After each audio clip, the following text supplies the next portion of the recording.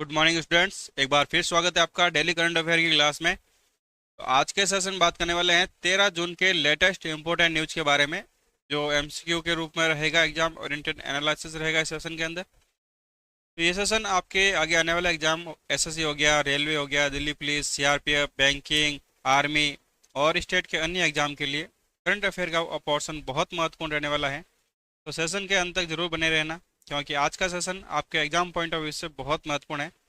तो चलिए शुरू करते हैं आज का सेशन बिना वक्त गंवाए। ये आज का हमारा पहला क्वेश्चन है।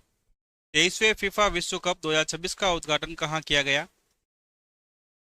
तो 23वां फीफा विश्व कप आयोजन का उद्घाटन किया गया है मैक्सिको के अंदर। ये शुरुआत हो गई है इसकी। ठीक है, ये 23वां है विश्व कप 2026 फीफा का, जिसका उद्घाटन मैक्सिको में किया गया था। एक मैक्सिको सिटी स्टेडियम है, वहाँ पर इसका आयोजन किया गया था। और मैक्सिको ये तीसरी बार है जब फीफा विश्व कप की मेजबानी कर रहा है। ठीक है, उससे पहले 1970, 1986 और अभी 2026 में इसकी मेजबानी की थी फीफा विश्व कप की मैक्सिको के द्वारा। इसमें इस बार 48 टीमें भाग ले रही है और कुल मैच होने वाले हैं 104। और ये मैच 3 देशों में आयोजित किए जाएंगे। इसमें है अमेरिका, मैक्सिको और कनाडा। इन 3 देशों में खेले जाएंगे फीफा विश्व कप 2026। ठीक है, बात करें इसके ग्रैंड फिनाले की, तो ये रहने वाला है 19 जुलाई 2026 को फाइनल। कहाँ पर? न्यूयॉर्क न्यू जर्सी के अंदर। कौन सा स्टेडियम पे है? मेट लाइफ स्टेडियम के अंदर। स्टेडियम का नाम याद रखना बहुत इंपॉर्टेंट है, पूछा जा सकता है ये फाइनल कहाँ खेला गया फीफा विश्व कप 2026। अगला सवाल, इंग्लैंड और वेल्स में आयोजित होने वाला महिला T20 विश्व कप, वो कौन सा संस्करण रहने वाला है इस बार? तो महिला T20 विश्व कप का ये रहने वाला है 10वां संस्करण 2026 के अंदर, जिसका आयोजन इंग्लैंड और वेल्स में आयोजन किया जा रहा है इस बार। ये इंग्लैंड और वेल्स में आयोजित होने वाला आईसीसी महिला T20 विश्व कप का 10वां संस्करण रहने वाला है। और इसकी शुरुआत 12 जून 2026 को हो गई थी, यानी कल हो गई थी। और इनका पहला मैच इंग्लैंड और श्रीलंका के मध्य खेला गया था बर्मिंघम में। ठीक है, और ये पहली बार है जब इस टूर्नामेंट में 12 टीमें भाग ले रही हैं। और इनको दो ग्रुप में बांटा गया है, छः छः में दो ग्रुप बांटे गए हैं और इसमें 12 टीमें भाग ले रही हैं। और इसका फाइनल खेला जाएगा 5 जुलाई 2026 को लंदन के एक ऐतिहासिक क्रिकेट स्टेडियम है, लॉर्ड्स क्रिकेट ग्राउंड। वहाँ पर इसका फाइनल खेला जाएगा आईसीसी महिला T20 विश्व कप का। ठीक है, और इसका पहला संस्करण था 2009 को, और अभी लास्ट ईयर 2024 को इसका 9वां संस्करण था। तो याद रखना, आईसीसी T20 विश्व कप की शुरुआत कब हुई थी? साल 2009 के अंदर। और सबसे ज़्यादा महिला T20 विश्व कप किसके द्वारा जीता गया है? तो ये ऑस्ट्रेलिया के द्वारा जीता गया है 6 बार। तो याद रखना, ये इसका आयोजन कहाँ किया जा रहा है? इंग्लैंड और वेल्स के अंदर आईसीसी महिला T20 विश्व कप का, जो इस बार 2026 में इसका 10वां संस्करण होने वाला है। अगला है 114वें अंतर्राष्ट्रीय श्रम सम्मेलन का आयोजन कहाँ किया गया है? तो अंतर्राष्ट्रीय श्रम सम्मेलन का आयोजन किया गया है स्विट्जरलैंड के जिनेवा शहर में। Option number B. ये 114 है अंतर्राष्ट्रीय श्रम सम्मेलन, जिसका आयोजन स्विट्जरलैंड के जिनेवा में किया गया था। और इसका आयोजन 1 जून से शुरू हुआ और 12 जून तक चला था। ठीक है, और इस सम्मेलन में डिजिटली प्लेटफॉर्म अर्थव्यवस्था में सम्मानजनक कार्यस्थल पर लैंगिक समानता और सामाजिक समाज जैसे वैश्विक मुद्दों पर चर्चा की गई थी इस सम्मेलन के अंदर, जो 1 जून से लेकर 12 जून तक चला था स्विट्जरलैंड के जेनेवा में। इसमें भारतीय दल का नेतृत्व किया था केंद्रीय और श्रम रोजगार राज्य मंत्री हैं शोभा करदलाजे, उसके द्वारा भारत का नेतृत्व किया था। बात करें अंतर्राष्ट्रीय श्रम संगठन की, तो इसकी स्थापना हुई थी 11 अप्रैल 1919 को। इसका मुख्यालय है जेनेवा स्विट्जरलैंड के, और इसके सदस्य देश है 187 देश है, जिसमें भारत इसका स्थापक सदस्य देश भी रहा था। बात करें वर्तमान महानिर्देशक की, तो ये है टोंगो के गिलबर्ट एफ फॉगबो। ठीक है, और ये इस पद पर पहले अफ्रीकी व्यक्ति हैं। ठीक है, कहाँ पर? अंतर्राष्ट्रीय श्रम संगठन के पहले महानिदेशक हैं अफ्रीका के, और ऐसे 11वें महानिदेशक के रूप में कार्य कर रहे हैं। तो याद रखना, अंतर्राष्ट्रीय श्रम संगठन के महानिदेशक कौन है? Gilbert F Houngbo. ये टोंगो से संबंध है इनका। अगला है, विश्व बाल श्रम निषेध दिवस कब मनाया जाता है? विश्व बाल श्रम निषेध दिवस हर साल 12 जून को मनाया जाता है, यानी ऑप्शन नंबर सी। विश्व बाल श्रम निषेध दिवस हर साल 12 जून को मनाया जाता है। ये दुनिया भर के जो भी बाल श्रम को पूरी तरह से समाप्त करना और बच्चों के अधिकारों की रक्षा करना और लोगों के प्रति जागरूकता फैलाना, इसका मेन उद्देश्य है विश्व बाल श्रम निषेध दिवस का। ठीक है, इसकी शुरुआत कब हुई थी? तो इसकी शुरुआत अंतर्राष्ट्रीय श्रम संगठन के द्वारा किया गया था 2002 में। ठीक है, और 12 जून 2026 को दुनिया भर में इस दिवस को मनाया गया था। बात करें इसके उद्देश्य की, तो विश्व बाल श्रम निषेध दिवस क्या है? तो ये 14 वर्ष से भी जो कम उम्र के बच्चे हैं उनको खतरनाक उद्योग होते हैं जैसे फैक्ट्रियाँ और अन्य जगहों पर मजदूरी को हटाकर उनको अनिवार्य शिक्षा की मुख्य धारा में जोड़ना, ये इसका मेन लक्ष्य है। तो हर साल मनाया जाता है विश्व बाल श्रम निषेध दिवस। ठीक है, बात करें इसकी थीम की, जो 2026 में इसकी थीम क्या रही थी, ये इम्पोर्टेंट है, पूछा जा सकता है थीम के बारे में। बच्चों के अधिकारों की रक्षा करें, बाल श्रम का अंत करें, protect children rights and children labours, ये इसकी थीम रहने वाली है 2026 में विश्व बाल श्रम निषेध दिवस की, जो 12 जून को मनाया जाता है।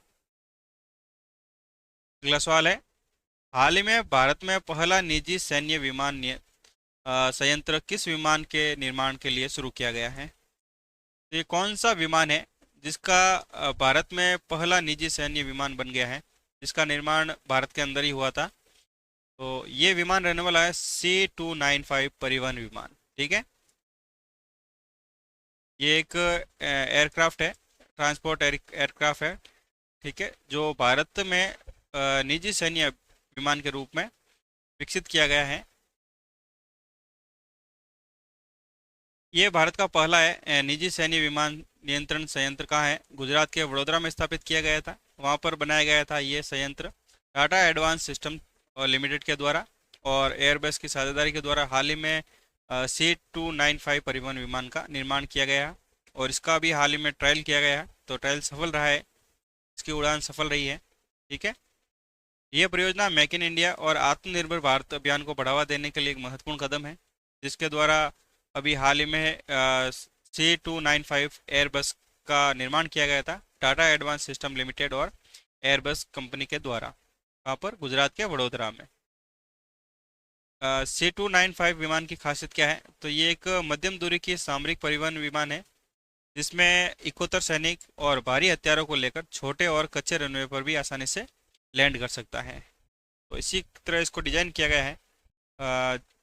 जो भी छोटा रनवे होता है उन पर भी और कच्चा रनवे है उन पर भी आसानी से लैंड कर सकता है ये विमान। तो ये भारत का प्रथम है निजी सैन्य विमान है C295 विमान। ठीक है, बात कर लेते हैं भारतीय वायुसेना में लगभग कितने एयरबेस विमान है अभी? तो ये 16 सैन्य एयरबेस विमान है जो अभी हाल ही में संचालित है, सक्रिय रूप से है 16, और ये भारत का पहला बनाया गया है निजी तौर पर टाटा एडवांस सिस्टम लिमिटेड के द्वारा। ठीक है, तो याद रखना C295 विमान, इसकी अभी हाल ही में सफल लैंडिंग हुई थी।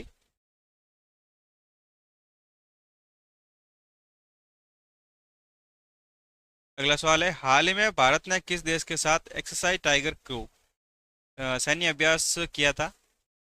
तो ये एक्सरसाइज टाइगर भारत और अमेरिका के मध्य आयोजित किया गया था, एक सैन्य अभ्यास है।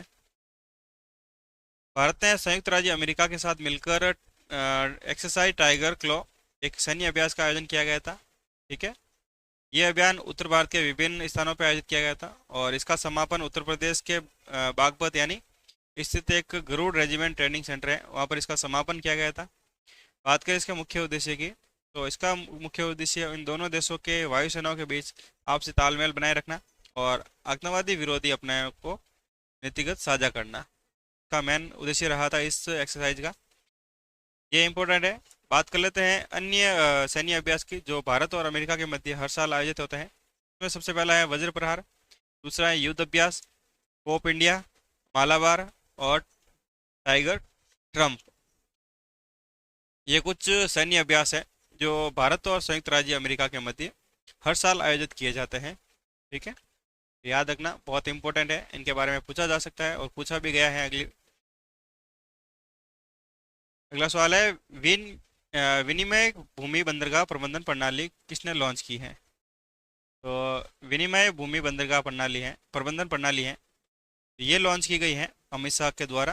केंद्रीय गृह मंत्री है अमित शाह, उनके द्वारा हाल ही में विनिमय भूमि बंदरगाह प्रणाली लॉन्च की गई है। ठीक है, ये अत्याधुनिक डिजिटली प्लेटफॉर्म को गृह मंत्रालय के अंतर्गत आने वाले भारतीय भूमि बंदरगाह प्राधिकरण के द्वारा डिजाइन और विकसित किया गया है।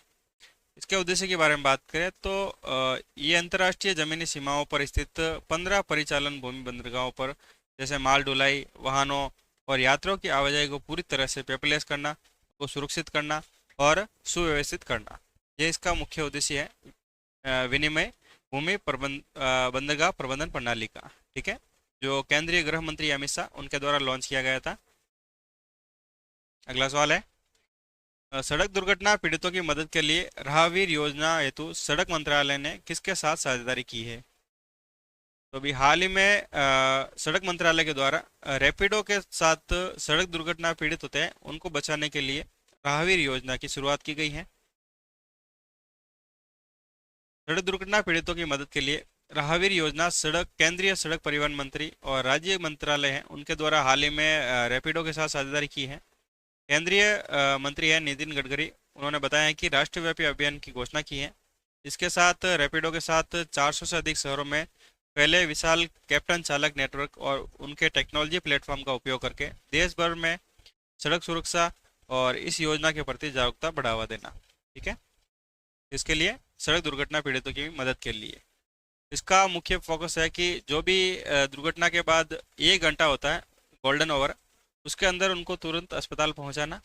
जो भी ये नागरिक ऐसा करेंगे जो जान बचाएगा, दुर्घटना में पीड़ित की जान बचाएगा, उसे राहवीर की उपाधि दी जाएगी और सरकार के द्वारा 25,000 की नगद प्रोत्साहन राशि और प्रशस्ति पत्र भी दिया जाएगा। ठीक है,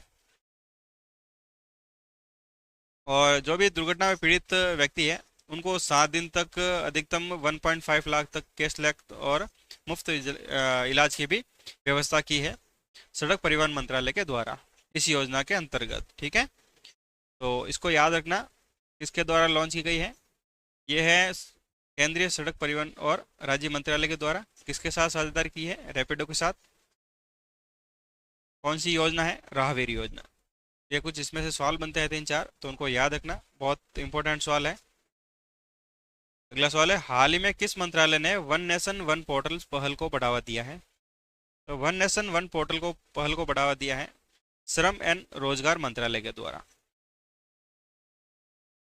श्रम एंड रोजगार मंत्रालय यानी कार्मिक को लोक शिकायत पेंशन योजना के द्वारा एक राष्ट्र एक पोर्टल की पहल को बढ़ावा दिया है। बात करें इसके पहलों के उद्देश्य के बारे में, तो इसमें शिकायतों का एकीकृत समाधान होगा, नागरिकों की सुविधाएं और जवाबदेही और पारदर्शिता रहेगी। बात कर लेते हैं शिकायतों का एकीकृत समाधान कैसे। तो इसका मुख्य उद्देश्य है कि केंद्र सरकार और सभी राज्य शासित या केंद्र शासित प्रदेशों में के शिकायत निवारण पोर्टल को CPGRMS के साथ जोड़कर एकल मंच बनाना। ठीक है, जिससे क्या होगा, शिकायतों का एकीकृत समाधान रहेगा। अगला है नागरिकों को सुविधा। ये कैसे रहेगा? इसके जरिए देश का कोई भी नागरिक अलग अलग विभागों के चक्कर काटे बिना एक ही पोर्टल पर अपनी शिकायत दर्ज करा सकता है और उसकी रियल टाइम ट्रैकिंग की जा सकती है। ठीक है, बात करें जवाबदेही और पारदर्शिता की तो ये एकीकृत पहल से सरकारी दफ्तरों के मामलों में निपटान की गति में सुधार आएगा। ठीक है, और जिसमें अकेले मार्च 2026 के दौरान 12,000 से अधिक शिकायतों के दैनिक निपटारा देखा गया है। ये बहुत बड़ा है, मार्च 2026 में 12,000 से अधिक शिकायतों का दैनिक निपटारा देखा गया है। तो इसका मुख्य उद्देश्य है वन नेशन वन पोर्टल का, जो भारत सरकार के श्रम और रोजगार मंत्रालय के द्वारा शुरू किया गया था। अगला सवाल है, नियो नामक एक दुनिया की पहली व्यावसायिक ब्रांड चिप है जिसको अभी हाल ही में किस देश ने मंजूरी दे दी है? क्या नाम है? नियो। तो ये चाइना ने मंजूरी दी है व्यवसाय के लिए ब्रांड चिप को, जिसका व्यवसाय किया जा सकता है। नियो नामक एक दुनिया की पहली है ब्रांड चिप, उसका व्यवसाय किया जा सकता है। ये चीन ने मंजूरी दे दी है। नियो, नियो क्या है? न्यूरल इलेक्ट्रॉनिक्स अपॉर्चुनिटी नामक एक दुनिया की पहली व्यावसायिक ब्रांड चिप है जिसको चाइना के द्वारा मंजूरी दे दी गई है। और चीन ने ये राष्ट्रीय दवा और चिकित्सा उपकरण नियामक इसे बाजार में व्यावसायिक रूप से बेचने और उपयोग करने की आधिकारिक मंजूरी दे दी गई है हाल ही में। चीन आक्रामक ब्रांड कंप्यूटर इंटरफेस तकनीक को व्यावसायिक रूप से मंजूरी देने वाला दुनिया का पहला देश बन गया है। ये कौन सा? चाइना। बात कर लेते हैं इसके उद्देश्य के बारे में। इसका उद्देश्य क्या रहने वाला है नियो का? ये मुख्य रूप से जो भी लकवाग्रस्त रोगी है और रीढ़ की हड्डी की गंभीर चोट से पीड़ित है, उनकी मदद के लिए बनाया गया है नियो नामक एक ब्रेन चिप्स, जो उनके दिमाग के सिग्नलों से रोबोटिक अंगों तक कंप्यूटर को नियंत्रित कर सकता है। ठीक है, इसके द्वारा बनाया गया है, ये चाइना के द्वारा बनाया गया है। नियो नामक एक ब्रेन चिप है जिसको व्यवसाय के लिए मंजूरी दे दी गई है हाल ही में चाइना के द्वारा। ठीक है, इस सवाल को याद रखना। ये हमारा आज का क्वेश्चन ऑफ डे है।